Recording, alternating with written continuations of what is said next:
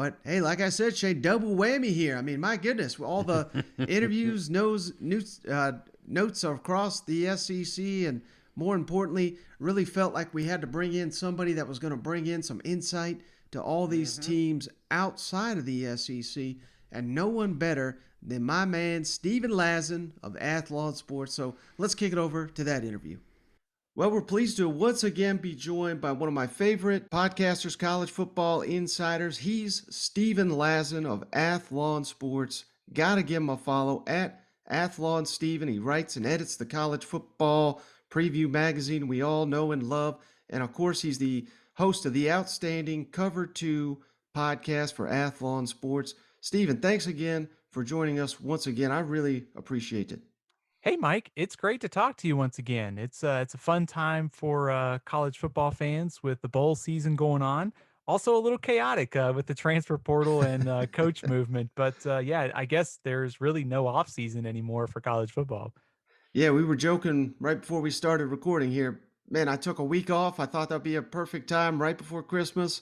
And man, it was like one mega bomb after another of everything happening. And that's just SEC. So I cannot imagine people like you that cover the entire nation, how busy you are even during this holiday season. So I really do appreciate you hopping on. And like I said, with 13 SEC bowl games, there's no one better than Stephen Lassan to break down some of these opponents that the SEC will be facing this bowl season.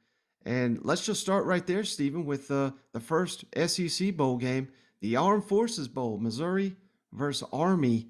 And I do not envy Stephen, you for having to break these down with who knows who's going to be even playing these games.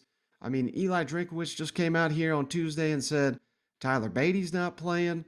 They're going to go with Brady Cook as the starting quarterback. So Connor Bazelak's not going to be playing. So it's impossible to handicap these games. But what can you tell the audience about Army and the season they had?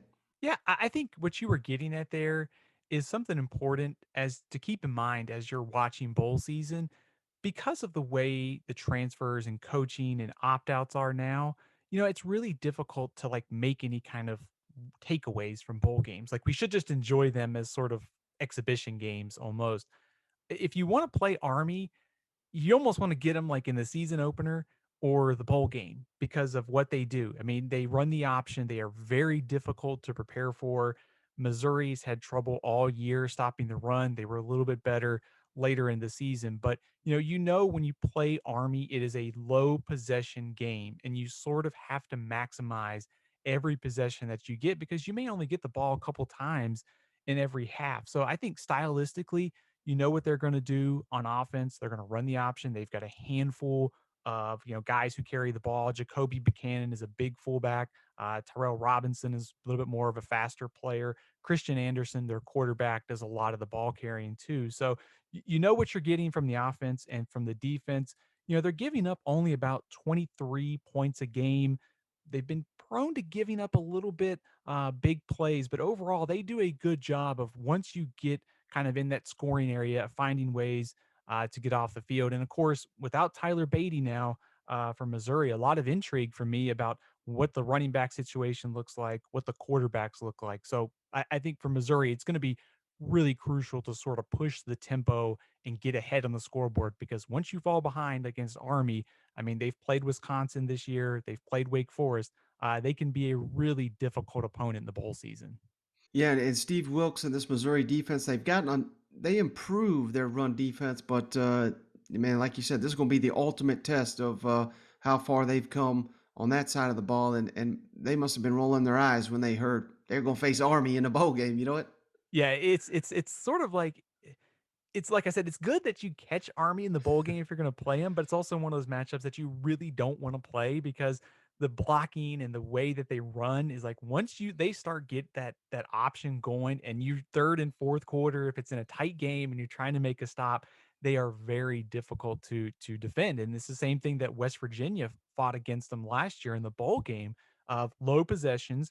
And once they got behind, it was tough to keep up. So yeah, I would say Missouri probably was not the matchup they wanted to see in the bowl season. Now, another game we got this week, Thursday, December 23rd, Florida is going to be facing Central Florida in the Gasparilla Bowl. Anthony Richardson's going to be out. There's been several opt outs from the Florida Gators. It sounds like it's going to be Emory Jones, who I guess he's going to enter the portal after the game. I've never seen a starting quarterback make the decision to enter the portal after a game he's got upcoming. But hey, this is a little bit of a rivalry down there in the Sunshine State. What can you tell us about Gus Malzahn, his first team down there at UCF? Yeah, I was gonna start by saying, yeah, old friend Gus Malzahn taking on the SEC again, and you mentioned it there, all Florida, and I think that sort of speaks to bowl game motivation. Motivation is so important in these games. Like, who wants to be there? Who wants to show up? I have no doubt in my mind that UCF really wants this game. They're getting a Power Five opponent, in-state opponent, in a bowl game where UCF this year is 8-4, and they've had to navigate a lot of injuries. Dylan Gabriel, their quarterback, got hurt. He transferred to UCLA. They've been banged up at receiver and running back, but still getting to 8-4 was a good season for this UCF team. They have a lot of guys that SEC fans may remember. Brandon Johnson, the Tennessee transfer, is at Hmm. receiver. Big Cat Bryant is on defense. He's had 14 tackles for a loss this season, and their defense has been good. 25 points a game given up. Offensively, they're really not that explosive right now in offense. Mikey Keene is a freshman who is starting at quarterback, and he's been solid. But if you look down the stretch, they won 5 out of their last 6 games, and some of those opponents weren't very good. So they're really not right now because of the injuries and quarterback transfer. They're just not as explosive on offense as they were early in the season. So I think for Florida, motivation is key. I actually think Emory Jones playing in this game is pretty important because they won't have Anthony Richardson. And also too, little hat tip to Greg Knox. He beat getting the win over Florida State was good to get to a bowl game. And then not to mention he coached Mississippi State before in a bowl game and led them to a win. So I think if you're Florida, motivation is important, but also with the experience that Knox has and keeping Emory Jones is important with everything that's gone on there. Hmm. And then next week, man, these both these games could be pretty wild here. Tuesday, December 28th, we got number 20 Houston playing Auburn in the Birmingham Bowl. I just spoke to Nathan King of 24/7 Sports, and man, he was basically saying anybody and everybody on Auburn's defense sitting out this game. Of course, Bo Nix has already left. What can you tell us about Houston and how they match up? And Houston's had a couple opt outs too, so it's kind of like the opt out bowl down there in Birmingham. Yeah, it really is. I mean, Houston is missing Marcus Jones, who is one of the nation's top cornerbacks, return men. So that's good news if you're Auburn. You're not play, you don't have to throw against a good cornerback and a good special teams guy. This is a really good Houston team. They spent time in the top 25, only losses to Texas Tech and Cincinnati this year. They at one point had an 11-game winning streak. And of course, they're led by Dana Holgerson. SEC fans know kind of how he operates. Certainly, very explosive on offense. Offensively, they're averaging about 37 points a game, so they are explosive once again. And they kind of have a trio on offense. Alton McCaskill is a good freshman running back. Nathaniel Dell at receiver, and Clayton Tune at quarterback. So they're very good on offense. And this is the biggest reason that Houston made the jump to 11 wins this year was their defense. Their defense got a lot better this season. So I think this is a tough opponent for Auburn, considering some of the injury question marks. Is TJ Finley healthy? I think when you kind of look from a matchup perspective, Houston struggled to stop Cincinnati's pass rush in that conference championship game. And if Auburn can get that defensive front going, that might be the one thing that slows down Houston. But this is going to be a tough matchup. Houston's well balanced. They've got good playmakers on offense, and their defense, even without Marcus Jones, should be a pretty good group. Yeah, and if I'm not mistaken, I believe it was the Houston defensive coordinator that they just signed to a big contract. So they must really like what he's been doing down there. Absolutely. Yeah. Doug Belk is the defensive coordinator there and is probably a guy we will see in the future in some defensive coordinator searches. Wouldn't surprise me, especially for SEC radar. But yeah, the defense has improved significantly from last season. And also, too, Clayton Tune at quarterback is made the jump too. He was hurt early in the season and got healthy, and the offense sort of took off. So if you're Auburn, you're really dealing with two sides of the ball that are pretty good here. Now, hey, if you want some drama, also on Tuesday, December 28th, Mississippi State, Texas Tech in the Liberty Bowl. We all know the backstory there with Texas Tech firing Mike Leach, still owing him money. He loves to bring that up. So it's going to be wild to see what the Pirate, if he, tries to really pound Texas Tech if they can. And Texas Tech, man, they fired their coach. I think they had a pretty good record, and of course went on to the Liberty Bowl here. So what can you tell us about the season Tech's had that even though they fired their coach, they didn't give in on the season? Yeah, absolutely. Getting to 6-6 this year for Texas Tech. They fired Matt Wells later in the season, and Sonny Cumby has been the interim coach later in the season. So, just getting to 6 wins was kind of maybe exceeding expectations for Texas Tech. They were right there 4, 5, 6 wins by most people this preseason. But you mentioned it. The storyline in this game is Mike Leach against his former team, Mississippi State, is one of the biggest favorites of the bowl season. You can kind of see where this one is headed. But when you're studying Texas Tech, I think you think about offense, you think about the air raid, how productive they've been on that side of the ball.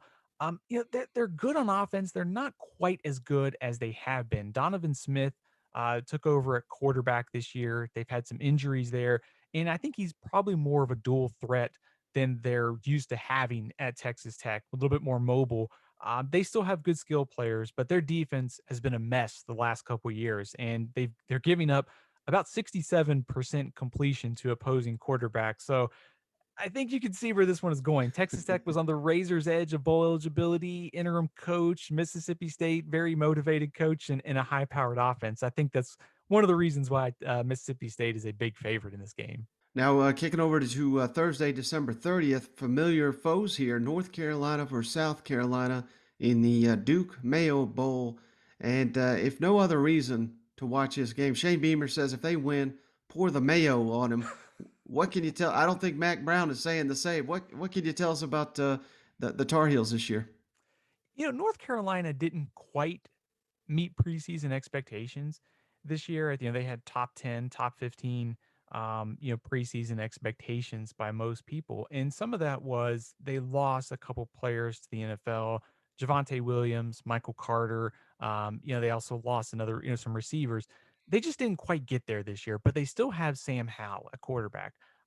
Could be a first round pick in the NFL draft. He chose to play in this game. I think everyone is believing that he will head to the NFL after this game. But to me, he's been carrying this team. I mean, as a passer, but also as a rusher, he has over 800 yards rushing. The line of scrimmage has been a challenge for North Carolina this year. Pass blocking, defensively, they've had issues against the run. So, when you study this matchup, for me, South Carolina needs to contain Sam Howell and they need to test that North Carolina defensive front. So I think with Howell playing in this game, that's a big kind of check in North Carolina's favor in the Duke's Mayo Bowl. So yeah, I think if you're South Carolina, winning the line of scrimmage is going to be really important to slowing down the Sam Howell, potentially one of the first quarterbacks off the board next year.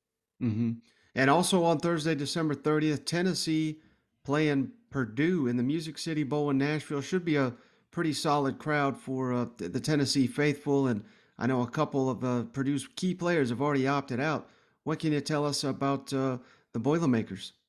Absolutely, yeah. David Bell at receiver and George Karlaftis, the defensive end, have opted out for this game, and those are two huge losses. They are, arguably when you make a list of Purdue's best players, they were at the top of the list for that team. I think when you just study this matchup, I mean, offense, like that's the thing that jumps out to me because Purdue loves to throw the ball. Aiden O'Connell is their quarterback. They like to use kind of a short mid range. They will take some shots downfield. They're fifth nationally in pass attempts. They don't run it well. Sometimes they don't protect well, but they love to throw it. And that's kind of where it starts on offense. And when you look at their defensive stats, they're giving up about 6 yards of play against teams with a winning record this year. So statistically, their defense has been solid, but it's still prone to giving up yards. So I'm expecting some offense here between these two teams. Tennessee is a small favorite, but I like the matchup for the Volunteers in the Music City Bowl. All right, now how about Friday, New Year's Eve? Man, we got a loaded schedule here. Wake Forest, number 17 against number 25 Texas A&M in the Gator Bowl, and who knows A&M who they even going to start at quarterback? Looks like it might be a walk-on, might be Haynes King if he's able to go. They've had opt-outs left and right. What can you tell us about Wake Forest, who I believe they've got one of the better quarterbacks in the ACC? Absolutely. Yeah. Sam Hartman has had a really nice season for Wake Forest. And not to mention, they have two 1,000-yard receivers on the outside. So I think, in terms of styles, Wake Forest would love nothing more than to sort of jump on A&M, score early, make A&M play from behind with the uncertainty at quarterback. Wake Forest defensively, though, is not very good. They've been giving up about 200 rushing yards a game, and their defensive coordinator left for Duke. So if you're A&M, I think imposing your will here and running the ball and try to control the line of scrimmage is the way to go. This has been actually a pretty special season for Wake Forest. I mean, it's just the second time in school history they won double digit games. They won the division title. So they come into this game. We mentioned motivation. There's a lot of key guys off this Wake Forest team that may not be back next year, and they have a difference maker at quarterback. So with everything swirling around A&M, this will be a tough matchup for them. Hmm. Now, we of course got the playoff games. I don't know why in the world they play these on New Year's Eve, but it is what it is. It wrecks all our New Year's plans for us college football addicts. But we got number 4 Cincinnati, number 1 Alabama, of course, in the Cotton Bowl.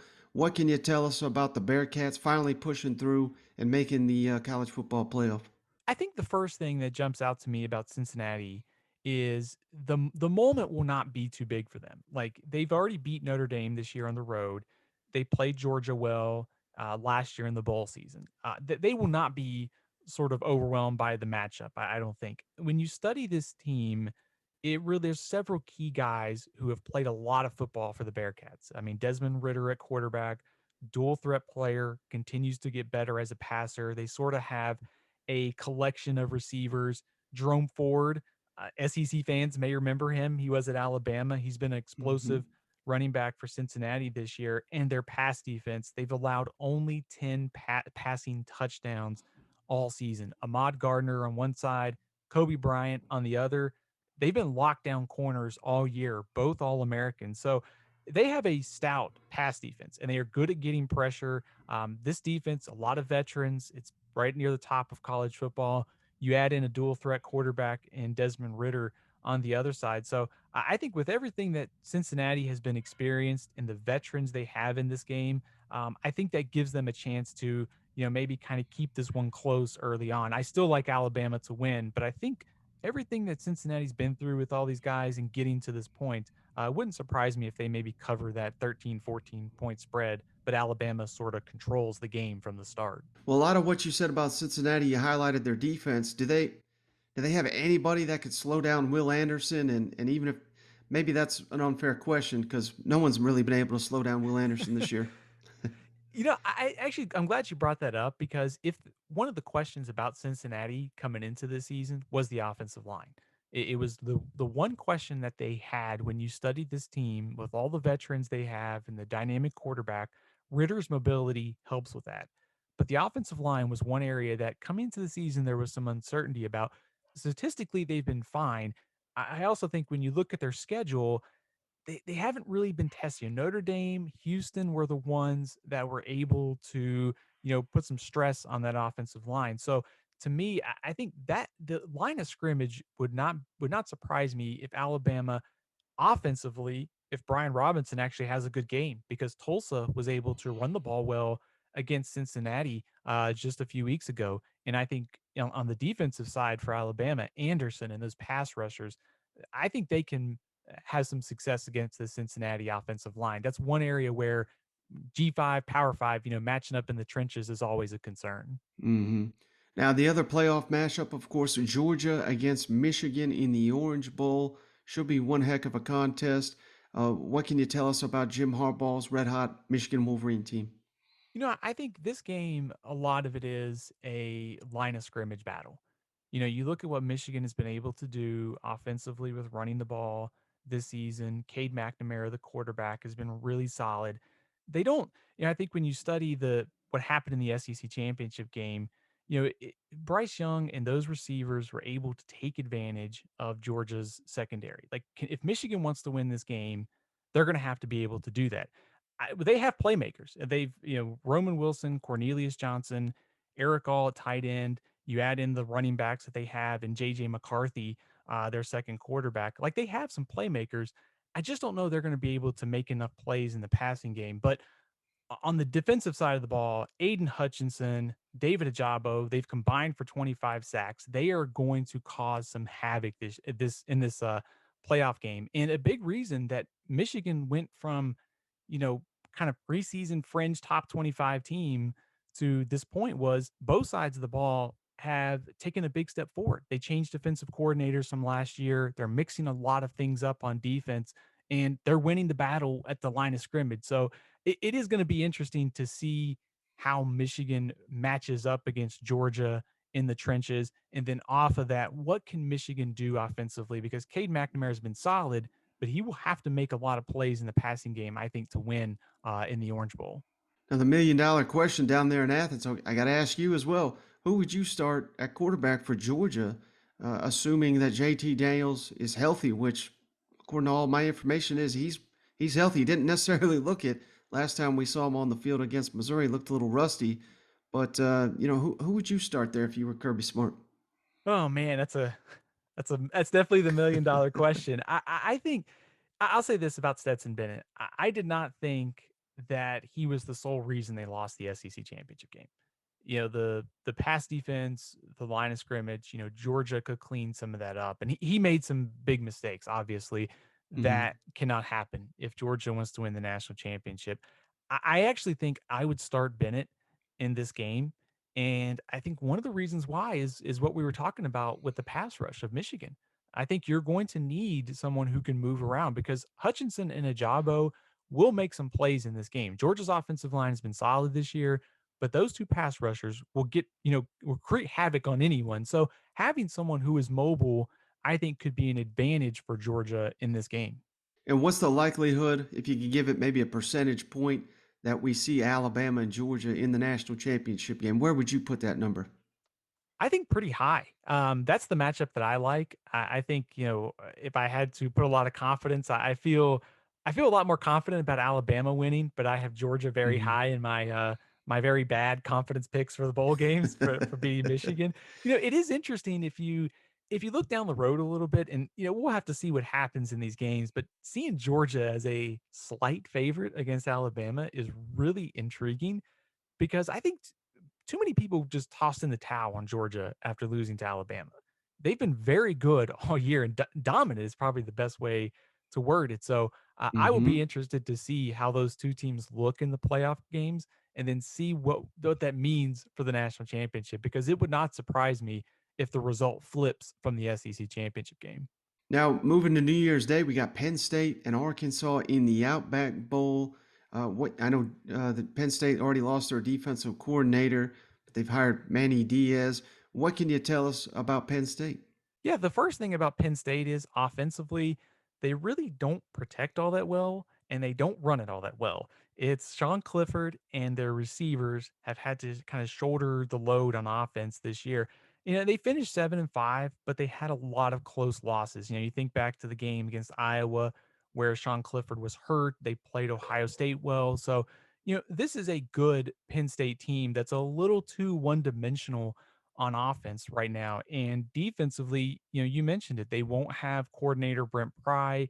He's off to be the head coach at Virginia Tech. They're also missing two starters at linebacker, and they're really thin on the defensive line this year. They've had some injuries. They came into the year needing some transfers to step up, and they did, but they're still pretty thin in the defensive line and linebacker group. So I think the thing to me when you study the matchup is can Arkansas win the line of scrimmage, get some pressure on Sean Clifford? And on the flip side of things, there's no Traylon Burks, but Arkansas still has KJ Jefferson. And with that thin Penn State front seven, that could be a good matchup for Jefferson and Arkansas on January Mm-hmm. 1st. Now, how about the Citrus Bowl? Number 15 Iowa versus number 22 Kentucky.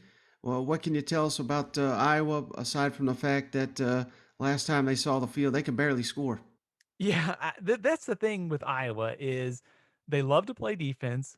They love to run the ball. They're not afraid to punt, and they will play the field position game. They are plus 14 in turnover margin this year, and Kentucky is minus 13. So that's a real problem for Kentucky. I think that's the storyline when you play Iowa is they're not going to generate a lot of explosive plays on offense. They're content to play to their defense. They're content to try to force some turnovers.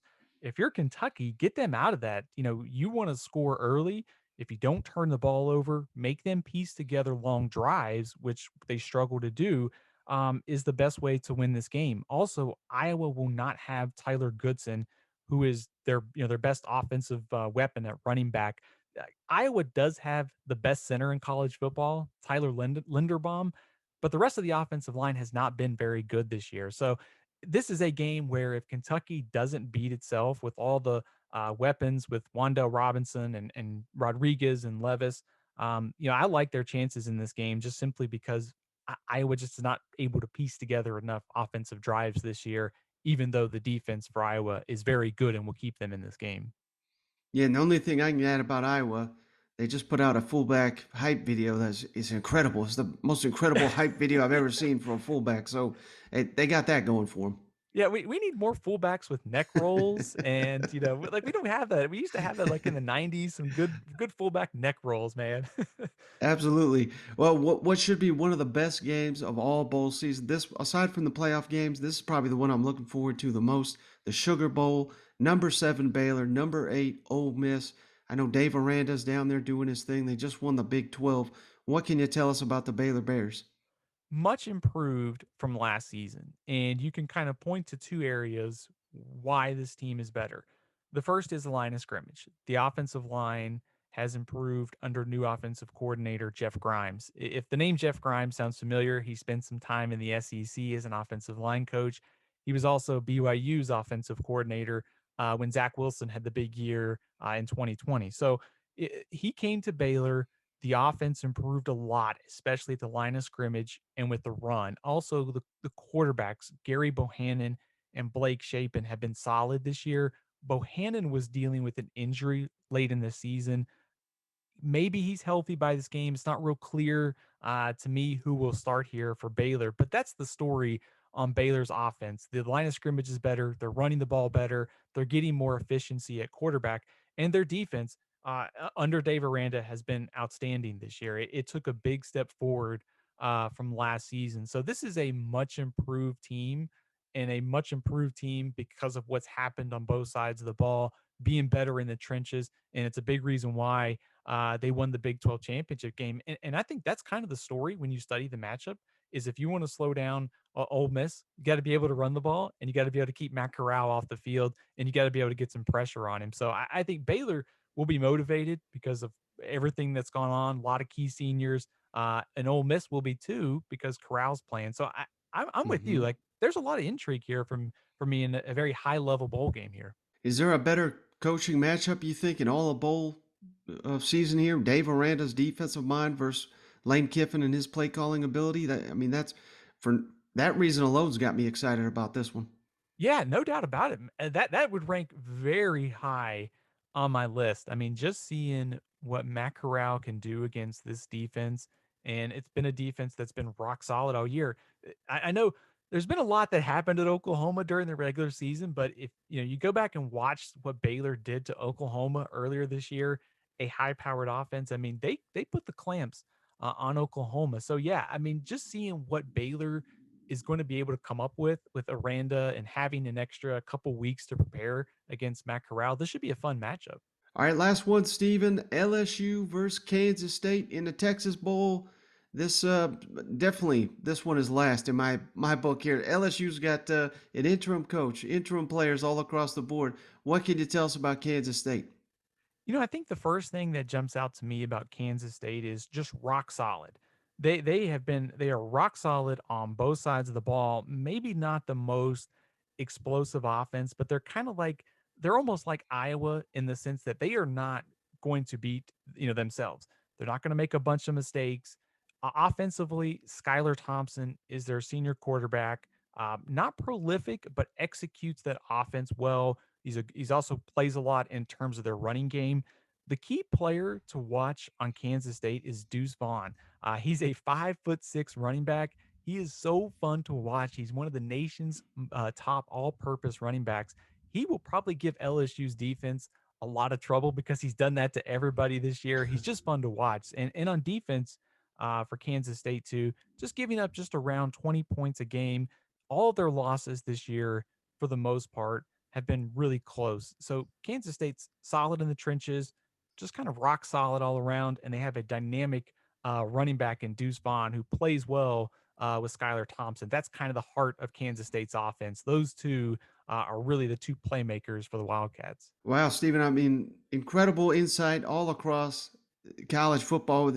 That's why I like to call you the encyclopedia of college football knowledge and, man, hitting on all these teams. So I highly recommend everybody give Stephen a follow at Athlon Stephen on Twitter. And of course, don't forget to check out all his work at athlonsports.com and the Cover 2 podcast. He does an outstanding job with Braden Gall on that show. So that's a must listen for me. So Stephen, I really appreciate all your time breaking down a record 13 SEC Bowl opponents here.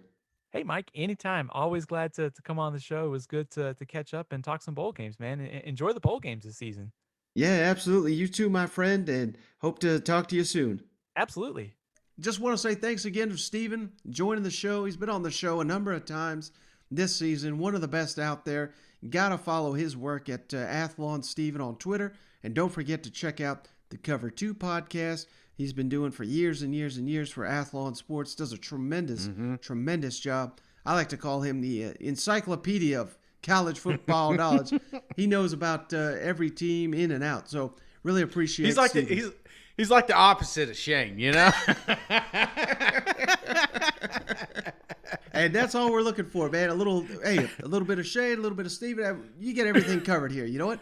Absolutely. This is what you're here for, you know? It's just a hodgepodge of news and information.